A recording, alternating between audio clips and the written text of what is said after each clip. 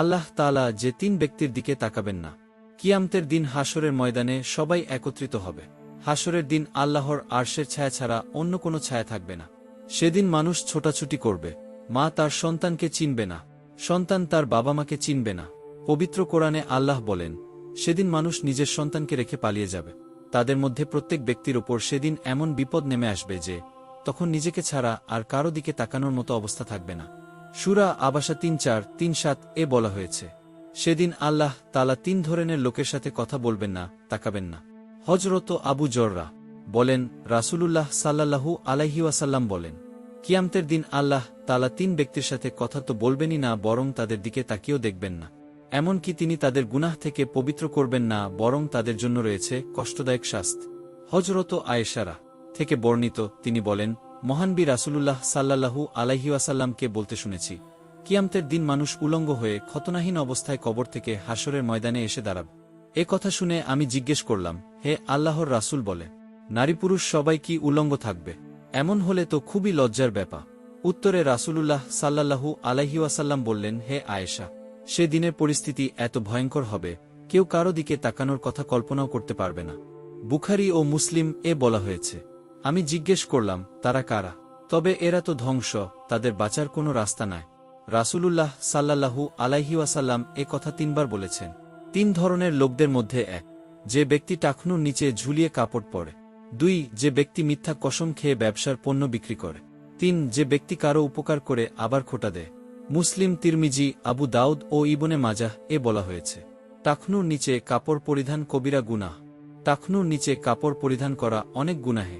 রাসূলুল্লাহ সাল্লাল্লাহু আলাইহি ওয়াসাল্লাম হাদিসে এ বিষয়ে সতর্ক করেছেন। হযরত আবু হুরায়রা থেকে বর্ণিত, বলেন, লুঙ্গির যে অংশ টাকনুর নিচে থাকবে তা আগুনে প্রজ্বলিত হবে। বুখারী এ বলা হয়েছে। অন্য হাদিস থেকে জানা যায়, হযরত জাবের ইবনে সুলাইমরা হতে বর্ণিত, বলেন, টাকনুর নিচে ঝুলিয়ে কাপড় পরার ব্যাপারে সাবধান হও, কারণ তা অহংকারের অন্তর্ভুক্ত, আর আল্লাহ অহংকার করাকে পছন্দ করেন না। আবু দাউদ এ বলা হয়েছে, মিথ্যা কথা বলে পণ্য বিক্রি হারাম।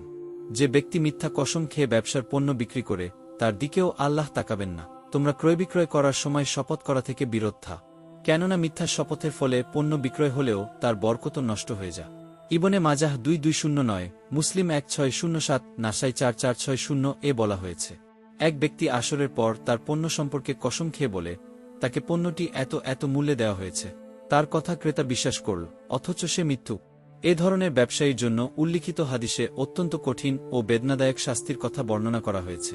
আবু দাউদ 3474, নাসাই 4462 এ বলা হয়েছে, কিয়ামতের দিন আরশের ছায়ায় থাকবেন যে 7 ধরনের মানুষ। মহাগ্রন্থ আল কোরআনে আল্লাহ বলেন, যারা আল্লাহর প্রতিশ্রুতি ও নিজের শপথ স্বল্প মূল্যে বিক্রয় করে, পরকালে তাদের কোনো অংশ নেই। কিয়ামতের দিন আল্লাহ তাদের সাথে কথা বলবেন না, তাদের দিকে দয়ার দৃষ্টিতে চেয়ে দেখবেন না, তাদের পরিশুদ্ধ করবেন না। তাদের জন্য রয়েছে কঠিন শাস্তি। সূরা আল ইমরান 7:7, বুখারী ও মুসলিম এ বলা হয়েছে, খোটা দেয়া কবিরা গুনাহ। পবিত্র কোরআনে ইরশাদ হয়েছে, যারা স্বীয় ধন সম্পদ আল্লাহর রাস্তায় ব্যয় করে, ব্যয় করার পর সে অনুগ্রহের কথা প্রকাশ করে না, কষ্ট দেয় না, তাদেরই জন্যে তাদের পালনকর্তার কাছে রয়েছে পুরস্কার। তাদের কোনো আশঙ্কা নেই, তারা চিন্তিত হবে না। সূরা বাকারা 262 এ বলা হয়েছে, আল্লাহ তাআলা আরও ইরশাদ করেন, হে ঈমানদারগণ, তোমরা অনুগ্রহের কথা প্রকাশ করে কষ্ট দিয়ে নিজেদের দানবদান্যতা বরবাদ করো না সে ব্যক্তির মতো, যে নিজের ধনসম্পদ লোক দেখানোর উদ্দেশ্যে ব্যয় করে, আল্লাহ ও পরকালের প্রতি বিশ্বাস রাখে না। আল্লাহ তাআলা আমাদের আখিরাতের জন্য নিজেদের প্রস্তুত করার তৌফিক দিন।